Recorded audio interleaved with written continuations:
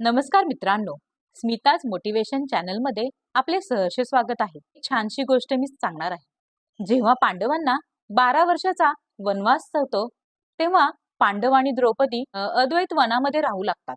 त्यांची विचारपूस करण्यासाठी श्रीकृष्ण तेथे येतात। त्यांची विचारपूस करत असताना श्रीकृष्ण भीमाला विचारतात की तू आता काय करत आहेस? भीम म्हणतो, आता काय करणार, आता आमच्यासाठी पूर्ण वेळ हा मोकळाच आहे। आता फक्त मी खाणार आणि झोपणार एवढंच माझ्याकडे काम आहे। हे ऐकून श्रीकृष्ण मात्र कपाळावरती हात मारतात आणि तिथून निघून जातात। त्यानंतर भगवान श्रीकृष्ण झोपडीकडे जातात। तिथे पाहतात तर द्रौपदी तिथे बसलेली असते। त्यांना पाहून श्रीकृष्ण म्हणतात, ताई, नकुल आणि सहदेव कुठे आहेत? तर ती सांगते, त्या ठिकाणी नकुल आणि सहदेव झोपडीच्या बाहेर बसलेले आहेत। श्रीकृष्ण नकुल आणि सहदेव यांच्याकडे जातात। पाहतात तर काय, तर ते सारीपाट खेळत असतात। हे पाहून नकुल आणि सहदेवांना श्रीकृष्ण म्हणतात, हौस फिटली नाही का?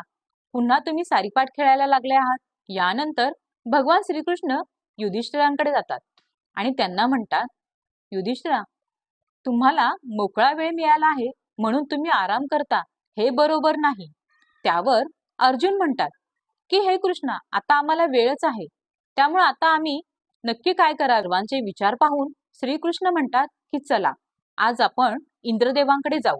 तोच अर्जुन म्हणतो, इंद्रदेवांकडे कशाला? भगवान श्रीकृष्ण अर्जुनाला म्हणतात की तुला मृदुंग शिकायचा आहे, धर्माला सल्ला कसा द्यायचा हे शिकायचं आहे, भीमाला स्वयंपाक कसा करायचा हे शिकायचं आहे, सहदेवाला घोडे राखायला आणि नकुलाला रथ चालवायला शिकवायचं आहे, आणि द्रौपदीला झाडलोट कसे करायचे आहे हे शिकायचं आहे। हे सर्व ऐकून ते सर्वजण आश्चर्यचकित होतात आणि श्रीकृष्णाकडे पाहतच बसतात। भगवान श्रीकृष्णांना धर्मराज म्हणतात, आम्ही राजे आहोत आणि हे सर्व शिकण्याची आम्हाला काय आवश्यकता आहे? यावर भगवान श्रीकृष्ण म्हणतात की या गोष्टींचा तुम्ही विचार करू नका, वेळ आल्यानंतर या गोष्टी तुम्हाला सगळ्यांना समजतील, त्यावर तुम्ही आता या सर्व गोष्टी शिकायला सुरुवात करा। कौरवांनी पांडवांना 12 वर्षाचा वनवास दिलेला असतो, त्यामध्ये 1 वर्ष अज्ञातवास दिलेलं असतं। 12 वर्षाचा वनवास संपल्यानंतर त्यांना हा प्रश्न पडतो की आता 1 वर्षाचा अज्ञातवास आपण कसा काढायचा? त्यावर त्यांच्या लक्षात येतं की आपण जे काही काम करत नव्हतो, मोकळ्या वेळेमध्ये जे काही आपण शिकलो त्याचा उपयोग आता आपण करून घ्यायचा, आणि हे सर्वजण त्या काम करण्यास सुरुवात करतात। धर्मराज कंक नावाचा ब्राह्मण होतो आणि राजाला सल्ला देतो। भीम वल्लभ नावाचा आचारी होतो।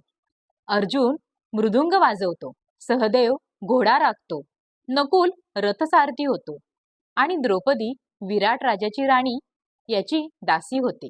याप्रमाणे मोकळ्या वेळेत शिकलेल्याचा त्यांना फायदा होतो। मित्रांनो, या कथेतून आपल्याला एकच कळतं की रिकामा वेळ हा झोपा काढण्यात किंवा गेम खेळण्यात वाया घालवायचा नसतो, तर आपली बौद्धिक क्षमता ओळखून आपल्या बुद्धीला कशी चालना मिळेल याचा प्रयत्न करायचा असतो।